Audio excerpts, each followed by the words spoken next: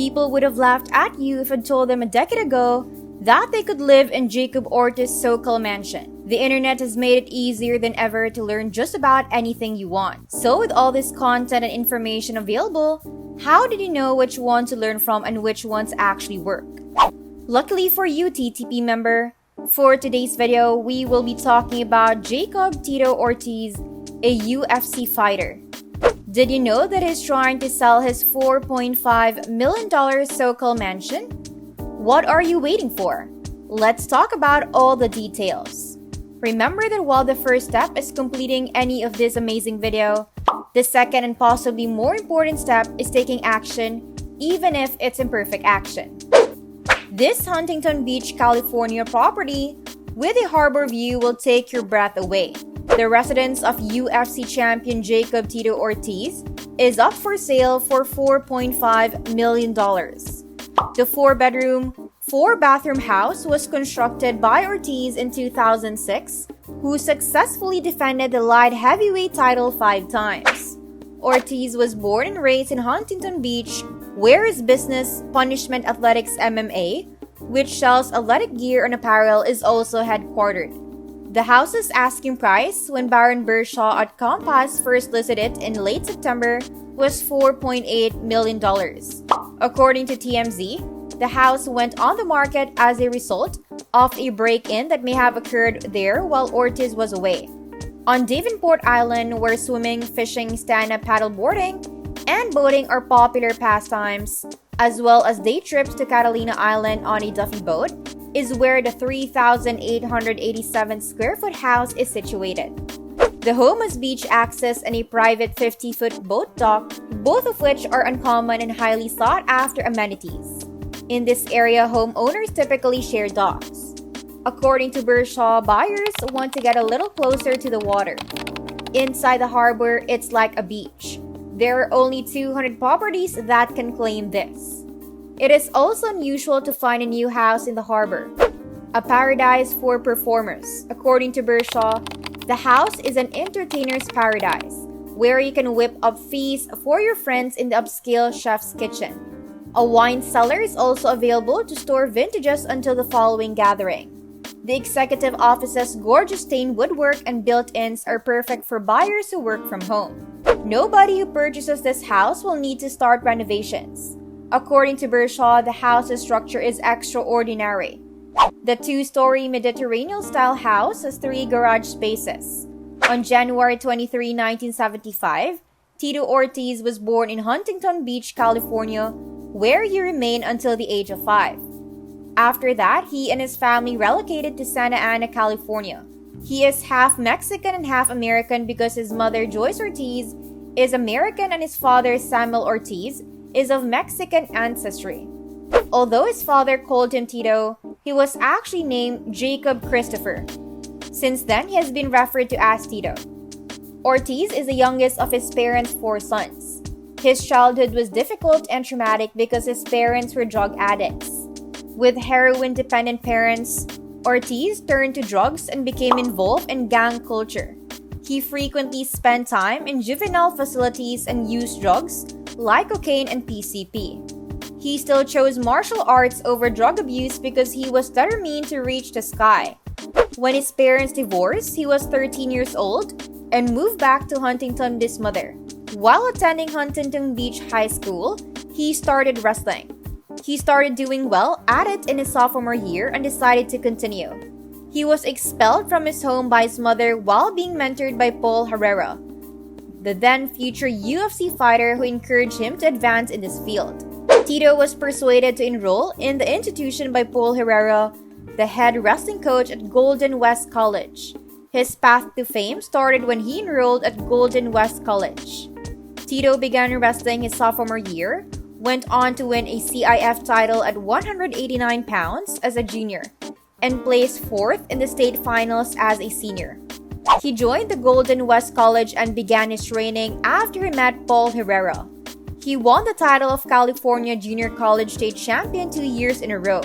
He then changed schools and began wrestling part-time at California State University, Bakersfield. Tank Abbott, a UFC fighter and fellow college wrestler, trained with Ortiz as well. Until he made his professional debut at UFC 13 in 1997, he kept up his training. When Ortiz made his MMA debut at UFC 13, he was still a college student. He defeated Wes Albitrion while competing as an amateur with no contract or prize money. In the light heavyweight championship match, he fell to Guy Misger in a subsequent contest. Following that loss, Tito won his next 3 fights, including victories over Jerry Bolander, the winner of the UFC 12 light heavyweight tournament, at UFC 18, and Guy Misger, whom he had previously lost to by first-round TKO at UFC 19. The impotent Ortiz was known for donning t-shirts with insulting sayings about his rivals. After defeating Guy Misger, he made the infamous finger gesture toward a group of his opponent's supporters while wearing a t-shirt that read, "Gay Misger is my bitch." The reason for their ongoing rivalry was Ortiz's gesture, which infuriated team captain Ken Shamrock. At UFC 22 in 1999, he was defeated by Frank Shamrock for the UFC Lightweight Championship.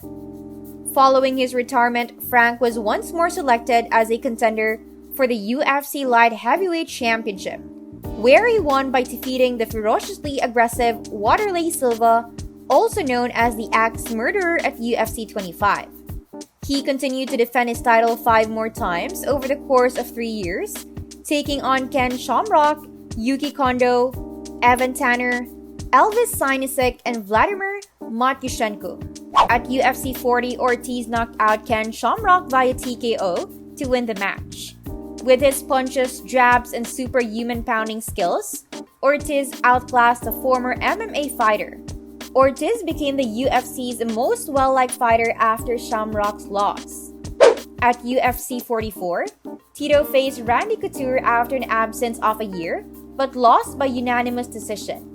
This fight was significant because it ended Ortiz's 3.5-year reign as champion, which was also the longest reign in the history of the light heavyweight championship, until John Jones broke by winning his 6th victory in light heavyweight championship in September 2013.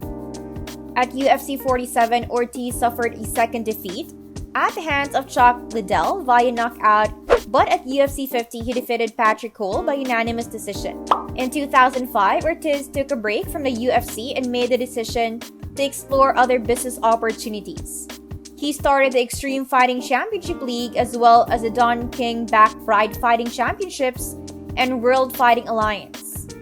In April 2006, Ortiz returned to the UFC and defeated Forrest Griffin by split decision at UFC 59. In November 2005, Ortiz and Ken Shamrock were named the coaches of The Ultimate Fighter 3, a reality television program for Spike TV. His next fight, which took place at UFC 61 and served as the final contest in the Ultimate Fighter 3 rivalry, pitted him against UFC Hall of Famer Ken Shamrock. Ortiz defeated Shamrock in the UFC 62 continuation of the fight. Ortiz left the UFC in 2008 after a few more contests in which he lost more often than he won. His anger with UFC President Dana White was another factor in his decision to leave the organization, along with an unexpected loss to Lyoto Machida by unanimous decision at UFC 84. Tito made a comeback on July 17, 2009, the same day Dana White declared that they had reconciled. After a few matches that led to additional injuries, Ortiz declared his retirement from the UFC following his match against Forrest Griffin. He fought Forrest Griffin on July 17, 2012 and lost in what was dubbed Fight of the Night at UFC 148. Before his last fight, he received his Hall of Fame induction. He established Primetime 360 Entertainment and Sports Management Incorporated as a management company. To compete in Bellator MMA, he came out of retirement. He frequently makes appearances in magazines and talk shows, and he also acted in films like Cradle to Grave and The Crow Wicked Player. His much-anticipated appearance on Donald Trump's Celebrity Apprentice in 2008 speaks volumes about his star power. In high school, he won a CIF championship. For 2 consecutive years in college, he was named California Junior College State Champion. He was named Fighter of the Year in 1999 by the Wrestling Observer Newsletter Award. Under Sherdog, he won the Mixed Martial Arts Hall of Fame. He received the Fighter of the Year award from Fighting Spirit magazine 2006. He was inducted into the MMA Freak Hall of Fame as a member of the 2013 class. Became the Comeback Fighter of the Year 2014 according to FightMatrix.com. He has also previously won Knockout of the Night. He has won Submission of the Night once. He has 4 times been named Fight of the Night winner. He is now a member of the UFC Hall of Fame. He had defended his UFC Light Heavyweight Championship for 3.5 years. He shared the record for most fights in UFC history. He finished second in the UFC 13 Light Heavyweight Tournament. For 5 years, Tito Ortiz was wed to Christine in his first union. He started dating Jenna Jameson following his divorce from Christine. Through this relationship, he had twins. The couple is no longer together. Amber Nicole Miller and Tito Ortiz are a couple right now. Tito owns and operates Punishment Athletics Enterprises, a sportswear brand. Former world champion and light heavyweight in the UFC and member of the UFC Hall of Fame, Tito Ortiz. He is an entrepreneur and successful businessman. He is a successful actor in movies and television shows, in addition to being a successful athlete and businessman. Tito Ortiz owns Punishment Athletics Enterprises, a hugely prosperous clothing line, and Primetime 360 ESM, an athlete management firm. He regularly participates in USO missions abroad to support the troops and raises money for children's charities. He has made numerous appearances in movies and TV shows, and is frequently featured on the covers of magazines and other publications. He wrote the best-selling autobiography, This Is Gonna Hurt, and on NBC Celebrity Apprentice, where he made it through 9 of the show's 12 episodes, he rose to crossover fame. He co-starred in Tyler Perry's smash hit movie Boo 2 in 2017. He co-starred in Silencer and Claudia Meyer's Shadow Girl in 2018. He co-starred in the 2019 Lionsgate suspense film Trauma Center. Tito Ortiz is a real character who will give everything he has to anything that is thrown at him. His 3 boys make him a proud father. Tito, a man with many skills, both inside and outside the ring, has triumphed over overwhelming odds to become a true American success story. Tito Ortiz never seemed to be particularly interested in politics during his lengthy UFC career. But in 2020, he started spreading rumors of conspiracies and was elected mayor pro tempore in his hometown of Huntington Beach, and chaos followed. Tito Ortiz, a legend in the UFC, is known for his dramatic entrances and exhilarating performances. But this was totally different. In person at a Huntington Beach, California, City Council meeting on June 1, 2021, Ortiz addressed his colleagues and announced that, with 3.5 years remaining on his 4-year term, he was resigning. Ortiz has only formally been submitted twice in almost 25 years as a light heavyweight in mixed martial arts, and each of those occasions occurred just as an adversary was about to cause him to lose consciousness or torn his tendons. The capitulation on this night, the night of his 3rd tap, was brought on by less significant factors. Ortiz would assert that since being sworn in as an unlikely Huntington Beach political powerhouse, other council members had treated him with docility and judgment, that he had been the target of media character assassination, and that his family was being persecuted. As an elected official, Ortiz believed he would not be able to do the good he had hoped to do for his city. Simply put, this job is not working for me, Ortiz said. With his early exit, a surprisingly colorful and prominent political career for a person holding municipal office came to an end, at least for the time being. In an American community that, like so many others, was already torn apart by mistrust and distrust, it widened schisms.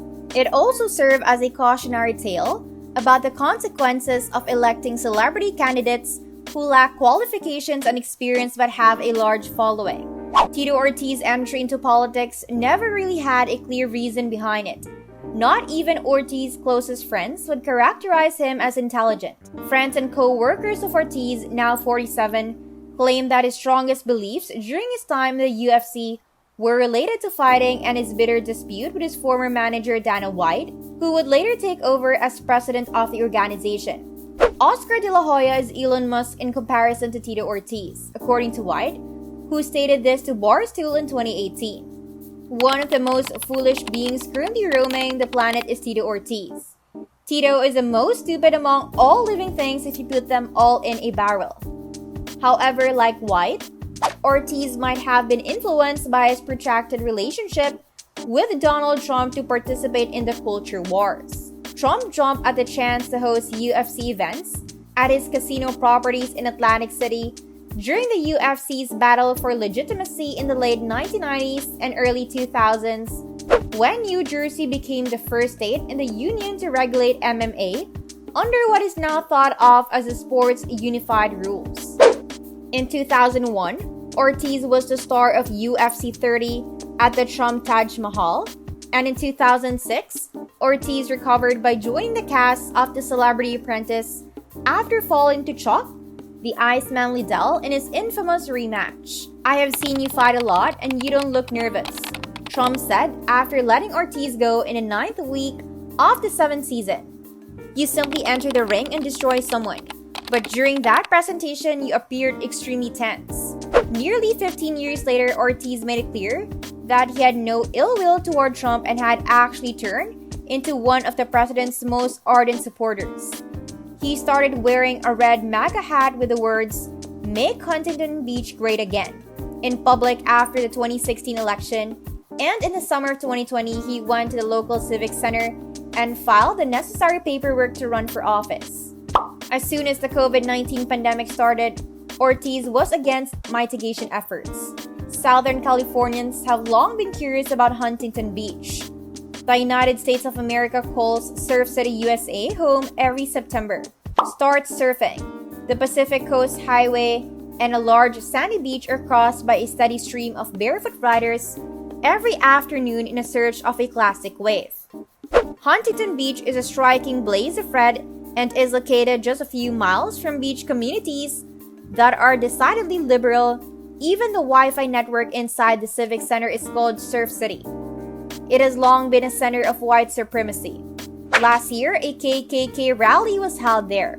Huntington Beach, skinhead capital of the country, asked the Los Angeles Times in the 1990s. Ortiz always had a strong sense of loyalty to his hometown. He attended community college and Cal State Bakersfield after graduating from Huntington Beach High School in 1993. After returning home, he joined John the Machine Lauber's MMA training program.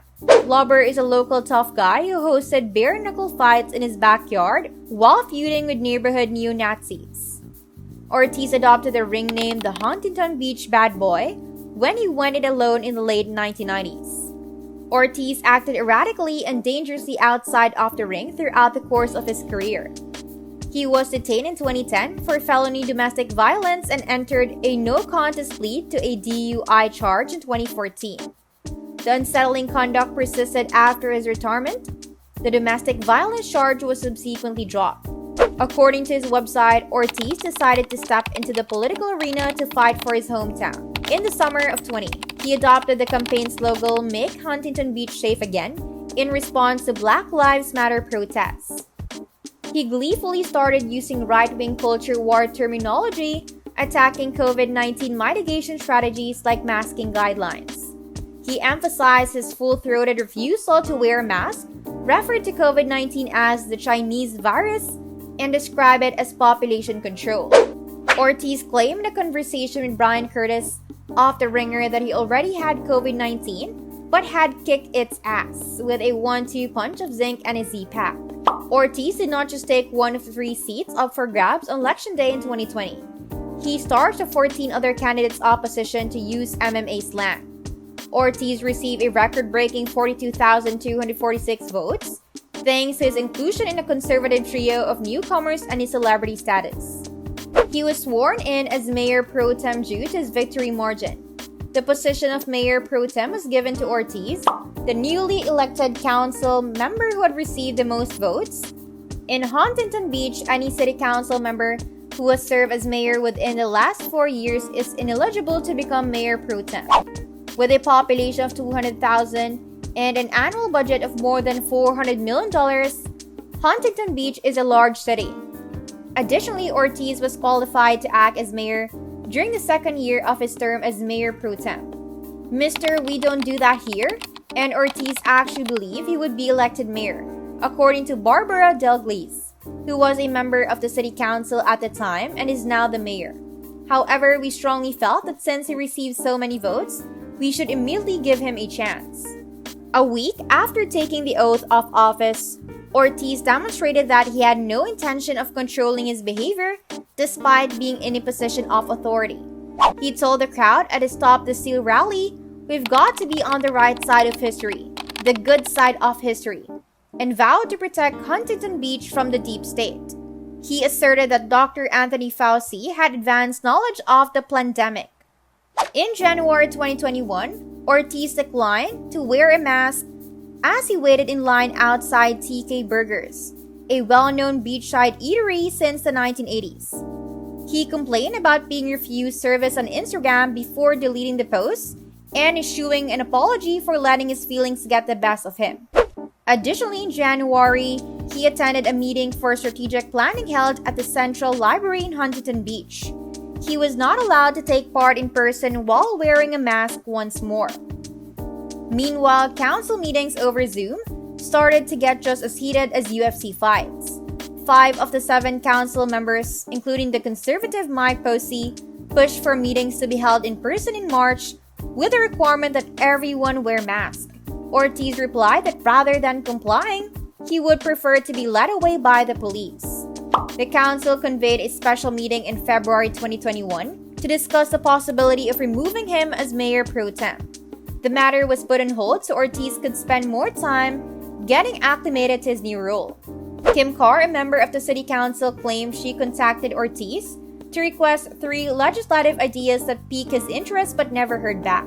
In the same election as Ortiz, Dan Kalmick, the 37-year-old mayor of nearby Seal Beach, won a seat on the Huntington Beach City Council. They had a number of heated back and forths. "My personal issue with your social media platform is pretty serious," Kalmick said to Ortiz during a meeting. "I think it exposes the city to a pretty significant liability. It can be confusing for people if you operate and make those comments as the mayor pro tem of the city or as Tito Ortiz. You are commenting on vaccine policy, on COVID policy, which is something that falls under the jurisdiction of our city council because we have a vaccination program."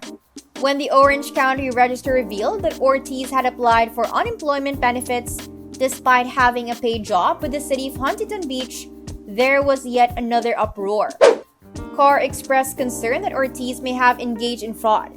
Ortiz unsatisfactorily explained on Facebook that this was a result of his commercial ventures, such as a mixed martial arts gym in Huntington Beach and a clothing company, Punishment Athletics, suffering tremendously due to the COVID lockdowns, and his forfeiting of many income-generating opportunities to serve Huntington Beach as an elected official. Ortiz heard Carr say, "We all have our differences. Everyone receives love and hate mail. Everybody is attacked. Here we are in politics. You work in politics. That's how the game works. Hope you enjoy it. You agreed to that when you sign up, so you are stuck with it for the next 4 years." The 2 sons of Ortiz failed to wear masks to middle school in May. When they were sent home, Ortiz's fiancée Amber Nicole Miller posted on Instagram that they were exempt from wearing masks because of their religion and that their mental well-being was far more important than adhering to rules. "You have a right to unrestricted breathing." It continued going back and forth several times. Till June 1st, the council met in person for the first time that evening since December. At that point, Ortiz made his resignation, which was effective right away. Public. In his campaign statement, he stated, "I ran for this position with hopes to better my community, work on my constituents and give them a voice, making our beautiful city safe and clean, and to ensure a bright future for my children. I thought I was in a bipartisan position, and we all had a common goal," the speaker said. The editorial board of the Orange County Register weighed in, saying, "We wish Ortiz the best, but see the altercation as a reminder to future council candidates. Everyone should think about running for office, but holding office is about enhancing the city and assisting the citizens." This is not a reality TV program. The tracer fire on social media subsided. It became less common for the local media to cover the Huntington Beach City Council meetings, which had started to resemble sports reporting. Locals inevitably referred to it as a return to normalcy, but Ortiz's turbulent few months as a public official were still reverberating. When it comes to choose his successor, Ortiz backed Racy Vander Mark, a finance commissioner who had placed fourth in the general election in November and who, according to OC Weekly, had posted racist and anti-Semitic remarks in since-deleted YouTube comments. Vander Mark later claimed that her accusations were unfair and unfounded, and that her words had been twisted. A list of 100 candidates was narrowed down to 3 by the council, which would vote to select Ortiz's successor: Vander Mark, Jeff Morin, vice chair of the city's Air Traffic Commission, and Rhonda Bolton, a local lawyer. Bolton was elected as Huntington Beach's first black council member on July 26 in a 4-2 vote. Bolton embodied all that Ortiz did not. She worked in the Government Relations and Public Policy Group for a DC-based law firm for 15 years as a counsel. And most recently, she oversaw Kia America's Diversity and Inclusion Initiative. Even within Orange County, she was not well known or a celebrity. Bolton was greeted with jeers from some audience members as she took her seat during the first city council meeting. Apparently, the LA, on numerous occasions, they charged Bolton with forcing a radical agenda upon the youngsters of Huntington Beach. Despite the fact that this was Bolton's first meeting, she was accused of being hateful, spiteful, and anti-white. When Carr asked Bolton to lead the Pledge of Allegiance to commemorate the occasion of their first meeting, a spectator remarked sarcastically, "You know the Pledge of Allegiance?" Residents claim that although Ortiz is no longer on the city council, the embers from his turbulent few months are still smoldering. He represents a well-intentioned outsider who is intimidated out of participation by leftist politics and elites, according to those who still show up to heckle at meetings. For everyone else, he represents what Trump has accomplished, an outspoken celebrity who aimed to upend and undermine the status quo. Here, there is a rare point of agreement between the opposing sides. Dramatic as it may have been, the infighting diverted tension from the practical task of expanding the tax base, redesigning public spaces, and raising money for road repaving. Carr responded when asked about Ortiz, "It's not just kissing babies and shaking hands. If you take this job, you should be aware that there will be a lot of work involved, as well as homework and many non-intuitive tasks. A lot of it necessitates intensive study in a field for which you lack a foundation." When Ortiz was asked to comment for this article shortly after he resigned, he did so. A few days later, he changed his mind. He wrote in a text message, "I have to pass. My team cautioned me against doing it.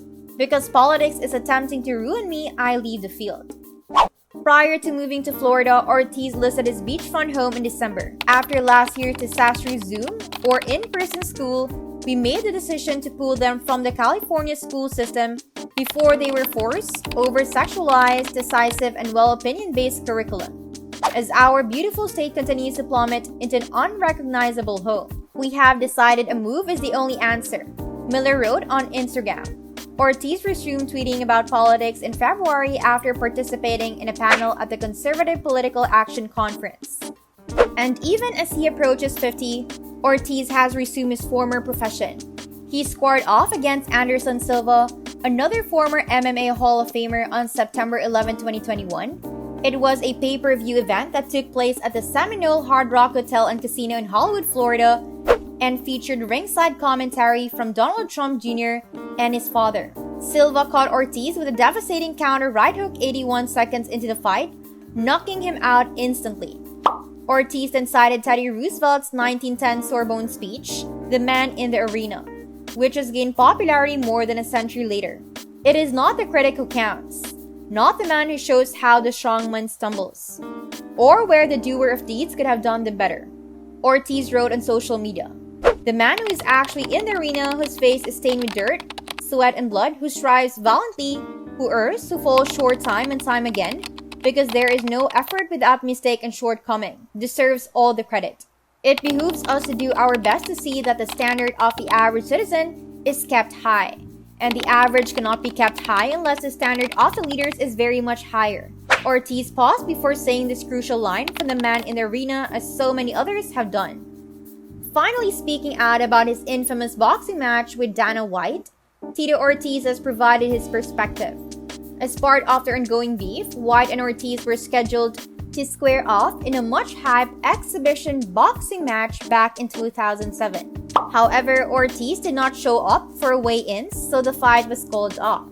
White claimed in an interview that Ortiz's absence was due to fear, noting that they had trained together many years prior and that White had routinely outboxed Ortiz. However, Ortiz recently provided his perspective on Paddy Pimblett's Chat and Pony podcast, and according to Ortiz, the split on any proceeds from the fight was supposed to be 50-50. And when it came time to sign the contract, which he would have always done after agreeing to fight, that clause was not there. He was not interpreting it in any way. For him, it was a lose-lose circumstance. They need to include this clause that he and Dana will box, he told Lorenzo as they were negotiating one of his contracts. They were going to air it on Spike, but the contract arrived and stated that he would receive nothing from it. Wait a minute, he thought they said they would split the cost 50-50. He will not engage in any free combat, and he succeeded in doing it to establish his reputation. For him, it was a lose-lose scenario, whereas for Dana, it was a win-win scenario. To be fair, Ortiz did support White's claim that he used to lose to White in the weight room, but the Huntington Beach bad boy argued that White did not tell the whole story.